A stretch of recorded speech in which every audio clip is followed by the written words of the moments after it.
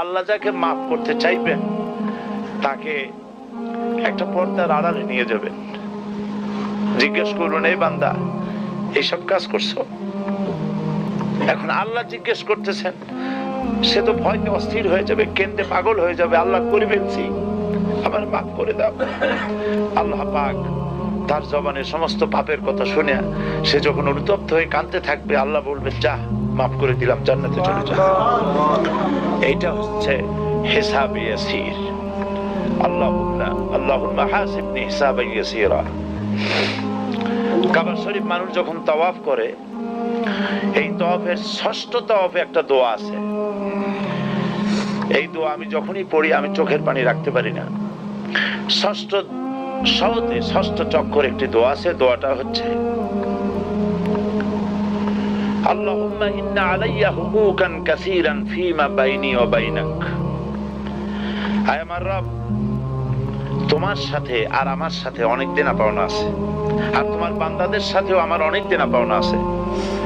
তা আমি তোমার বান্দাদের কাছে যে বিষয় ঋণী আছি, সেই ঋণ পরিশোধের জন্য তুমি আমাকে যোগ্যতা দাও, পরিশোধের তৌফিক দাও। আর আমার কাছে তোমার দেনা আছে, তো আমার কাছে তোমার যে দেনা আছে সব দেনা তুমি শোধ করে দিয়েছো। আমার চোখ দিয়েছো, মুখ দিয়েছো, কান দিয়েছো, স্বাস্থ্য দিয়েছো, বউ দিয়েছো, বাচ্চা দিয়েছো, টাকা দিয়েছো।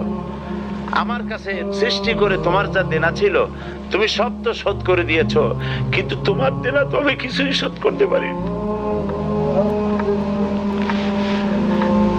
তোমার দেনা আমার শোধ করার একটা পথ আছে মাবুদ, সেই পথটা হলো তুমি আমার মাফ করে দাও।